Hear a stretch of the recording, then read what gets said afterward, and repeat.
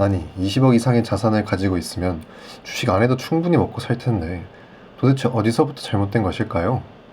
최근 집까지 팔아 투자했다가 22억 넘게 잃고 파산했다는 한 투자자의 사연이 커뮤니티를 뜨겁게 달구고 있습니다. 그런데 여러분, 이 투자자가 산 2배 레버리지 상품, 사실 2시간짜리 사전 교육을 이수해야만 매수할 수 있다는 사실 알고 계셨나요? 위험하다는 설명을 다 듣고 산 것임에도 불구하고 글쓴이는 주식하라고 선동한 사람들이 너무 원망스럽고 마음 같아선 손해배상 청구라도 하고 싶다고 토로했습니다. 남의 얘기라고 생각하실 수 있지만 생각보다 우리 주변에서도 일어나는 일입니다. 도대체 어떻게 하면 이런 실패를 예방할 수 있을까요? 오늘 영상에서 낱낱이 짚어보도록 하겠습니다. 사연을 먼저 읽어볼까요? 대체 어디서부터 잘못된 건지 모르겠습니다. 이 정부 믿고 하이닉스 레버리지 출시하자마자 매수한 게 결국 오늘로써 다 잃고 거덜났네요. 집까지 팔아가면서 주식한 건데 제 자신이 너무 원통스럽고 후회가 밀려옵니다. 주식하라고 선동하면서 도박장 부추긴 사람들이 너무 원망스러워요. 마음 같아선 손해배상 청구라도 하고 싶은데 저 이제 어떻게 해야 되나요? 방법이 없을까요? 정말 안타까운 사연입니다. 물론 이 글이 진짜냐를 두고 논란은 있습니다. 본인 인증 없이 계좌 화면만 올라왔고 지금은 글도 지워졌으니까요. 다만 진위와 상관없이 이 상품에서 마이너스 78.7%가 실제로 나올 수 있었다는 건 그대로입니다. 그런데 이 글을 본 대부분의 사람들은 하나의 결론부터 내리기 쉬운데요. 역시 레버리지는 하면 안 된다. 맞는 말입니다. 레버리지는 정말 위험합니다. 하지만 저는 이 사건을 보면서 조금 다른 질문을 떠올려 봤는데요. 정말 레버리지가 사람을 파산시킨 걸까요? 같은 상품인데 누군가는 돈을 벌었습니다. 실제로 이 글이 올라온 다음날 SK 하이닉스는 20% 넘게 상승했고 이 ETF도 하루 만에 50% 이상 급등했습니다. 같은 상품인데 결과는 완전히 달랐던 거죠. 그렇다면 원인은 상품 하나로 설명할 수는 없습니다. 또 사실상 손해배상은 당연히 어렵겠죠. 이 상품은 기본교육 1시간, 심화교육 1시간, 총 2시간의 교육을 이수해야만 매수할 수 있었습니다. 위험성을 설명받았고 직접 매수 버튼을 눌렀습니다. 물론 규제가 너무 늦었다는 비판은 가능합니다. 하지만 규제가 늦었다고 해서 투자의 기준까지 대신 만들어주진 않죠. 저는 오히려 사연자의 글에서 다른 문장이 더 눈에 들어왔습니다. 바로 나는 정부를 믿고 샀다. 저는 이 문장이 이번 사건의 핵심이라고 생각합니다.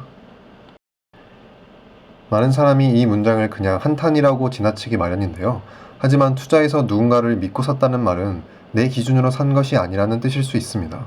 왜 하이닉스를 샀는지, 왜 지금이 적정 가격이라고 생각했는지, 얼마 동안 보유할 계획이었는지 이런 기준은 보이지 않았습니다. 이 자리를 대신하는 것이 정부, 시장 분위기, 그리고 2배였습니다. 그런데 기준이 없는 투자는 현물에서도 위험합니다. 레버리지는 그 위험을 만드는 것이 아니라 훨씬 빨리 그 위험을 드러냈을 뿐인 거죠. 많은 사람들은 레버리지를 독이라고 말하지만 저는 조금 다르게 생각합니다. 레버리지는 좋은 판단도 증폭시키고 나쁜 판단도 증폭시키는 도구일 뿐입니다. 기준이 있는 사람에게는 수익과 손실을 크게 만들고 기준이 없는 사람에게는 실수를 훨씬 빨리 끝내게 만드는 거죠. 그래서 위험한 것은 배수가 아니라 그 배수를 사용할 준비가 되어 있지 않은 상태라고 할 수 있습니다. 실제로 이 상품도 2달 만에 시가총액이 4조 원에서 11조 원으로 커졌고 7월 한 달 거래 대금만 80조 원이 넘어 국내 ETF 가운데 가장 많이 거래되기도 했습니다. 수많은 사람들이 더 빨리 벌 수 있다라는 같은 기대를 가지고 들어왔을 겁니다. 이건 비단 주식뿐만 아니라 코인 시장에서도 매우 중요한 원칙입니다.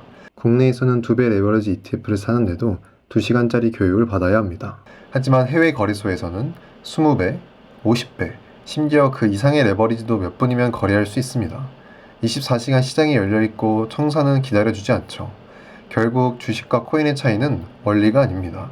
바로 속도의 차이입니다. 기준 없이 투자하면 주식에서는 몇 달 만에 끝날 일이 코인에서는 며칠 혹은 몇 시간 만에 끝나버릴 수도 있습니다. 그래서 저는 코인을 시작할수록 레버리지를 먼저 공부하는 것이 아니라 기준부터 공부해야 한다고 생각합니다. 왜 이 자산이 존재하는지, 왜 사람들이 가치 있다고 생각하는지, 나는 어떤 조건에서 사고 어떤 조건에서 팔 것인지 그 기준이 먼저인 거죠. 그 위에 현물이든 ETF든 레버리지든 선물이든 수단을 선택해야 하는 것이 바로 핵심 순서입니다. 이번 사건을 보면서 저는 22억보다 40년이라는 시간이 더 아깝게 느껴졌습니다.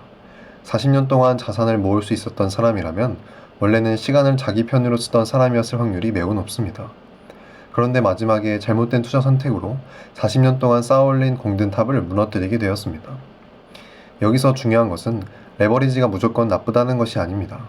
다만 기준 없는 투자에 레버리지는 가장 위험한 조합이 될 수 있다는 것을 말하고 싶은 것이죠. 이러한 사실은 주식보다 더 큰 레버리지가 존재하는 코인 시장에는 더더욱 중요합니다. 그래서 제가 추천드리는 비트코인 공부법도 차트나 가격 얘기부터 시작하지 않습니다.